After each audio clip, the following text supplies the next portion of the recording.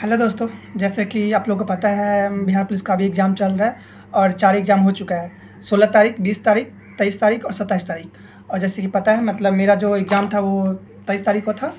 तो जैसे कि 23 तारीख को हम एग्ज़ाम दे करके आए हैं, तो अब कैसा क्वेश्चन पूछा गया है, कैसा नहीं पूछा गया है, उसी बेसिस पे मतलब हम आप लोगों को बताना चाह रहे हैं कि किस टाइप का क्वेश्चन पूछा जा रहा है एग्ज़ाम में। ठीक है, जैसा कि मैं आप लोगों को बता दूं कि मतलब कौन कौन सब्जेक्ट से कितने कितने क्वेश्चन आ रहे हैं और किसका कौन सब्जेक्ट का कितना वेटेज है एग्ज़ाम में।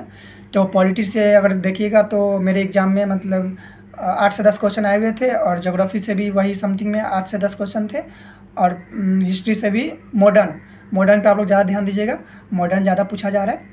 और वर्ल्ड हिस्ट्री के भी क्वेश्चन 2-3 देखने को मिल रहे हैं। और रही बात वो मैथ्स की, तो मैथ्स में आप 4-5 चैप्टर देख लीजिएगा, वो इनफ है। जैसे फर्स्ट हो गया प्रॉफिट लॉस, और फिर परसेंटेज और टाइम एंड वर्क, और ये एक एपी हो गया। एपी का क्वेश्चन मतलब हर शिफ्ट में एक क्वेश्चन आप लोगों को देखने को मिलेगा ही, कि वो रहता ही है। मेरे एग्जाम में भी एपी का क्वेश्चन था। बाकी आप लोग, और वो रहा और इंग्लिश का बात, तो इंग्लिश अपना देख लीजिएगा, एक्टिव पैसिव नरेशन ये सब पूछा जा रहा है।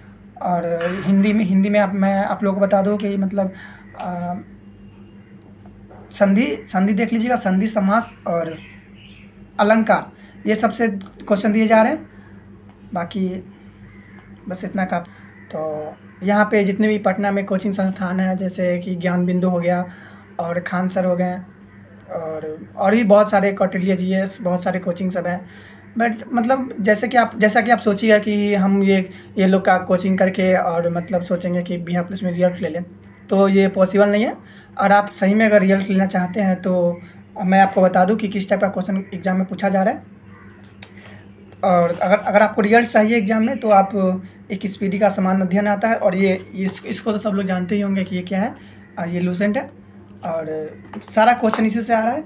और अगर और ये देख लीजिए, ये जो हुआ एनसीईआरटी पूरा, मतलब 1 बाई 1 लाइनर एनसीईआरटी से पूछा जा रहा है। तो आप सोचिए कि ये ज्ञान बिंदु और आता है, ये लोग अब सिलेबस वही है, तो टीचर लोग वही पढ़ाते हैं, तो क्वेश्चन वही सब आएगा ही।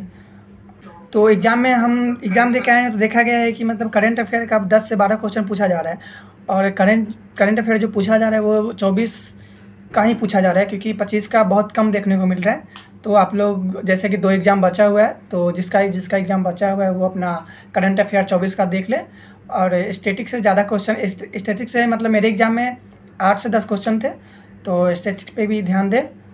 और बाकी मतलब सेट प्रैक्टिस जो होता है, वो सेट प्रैक्टिस मतलब वो करते रहें, क्योंकि जितना ज़्यादा आप सेट प्रैक्टिस कीजिएगा उतना ही अच्छा होता है, एग्ज़ाम अच्छा स्कोर कर सकते हैं। और जैसा कि एग्ज़ाम में देखा जा रहा है कि स्टार्टिंग में फर्स्ट डे थोड़ा आसान क्वेश्चन था, उसके बाद डे बाई डे एग्ज़ाम का लेवल बढ़ाया जा रहा है। तो आप लोग बस तैयारी करते रहिए। और अगर रिजल्ट चाहिए तो मैंने आपको बताया ही है कि मतलब ये जो लूसेंट है ये रामबाण है सब एग्ज़ाम के लिए, तो आप ये पढ़ के जाइए। और अगर ज़्यादा स्कोर अच्छा करना चाहते हैं, तो अगर जो लोग नहीं अभी तो मतलब अब तो नहीं पढ़ सकते हैं, बट जो भी क्वेश्चन आ रहा है वो सब इसी से आ रहा है। किसी भी कोचिंग संस्थान से कोई भी क्वेश्चन डायरेक्टली नहीं आ रहा है। ठीक है, और जैसा कि आप लोग सोचिए कि मतलब 8-10 घंटा का मैराथन देख करके और एग्ज़ाम में अच्छा स्कोर कर लेंगे, वो तो पॉसिबल नहीं है। क्योंकि क्वेश्चन जो पूछा जा रहा है बहुत अंदर से पूछा जा रहा है, कि वो मतलब पहले जो एग्ज़ाम होता था उसमें फैक्चुअल क्वेश्चन कम ही आता था, 1 लाइनर ही आता था, बट अभी वो कंसेप्चुअल क्वेश्चन भी आने लगा है। और आप लोग ये भी सोच रहे होंगे करंट अफेयर मतलब 24 का कहाँ से पढ़े और किसका पढ़े। तो मेरे पास एक बुक है, वो हम आपको, वैसे आप लोग जानते ही होंगे ये बुक के बारे में, तो ये बुक जानती होंगी, ये स्पीडी का है करंट अफेयर। ये 25 का है, बट इसमें 24 का भी दिया हुआ है। तो आप लोग अगर इसका जो पीछे का जो ऑब्जेक्टिव टाइप का जो क्वेश्चन रहता है सब लास्ट में, वो आप लोग अच्छे से करके जाइए। बाकी जो भी क्वेश्चन पूछा जा रहा है, इससे बाहर एक भी क्वेश्चन करंट अफेयर नहीं जा रहा है। बाकी एग्ज़ाम में जाइए, टेंशन फ्री होकर जाइए और अच्छे से एग्ज़ाम दे करके आइए।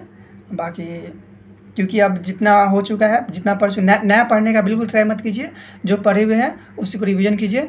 बाकी इनफ है एग्ज़ाम के लिए। बाकी बेस्ट ऑफ लक, मिलते हैं नेक्स्ट वीडियो में, तब तक के लिए धन्यवाद।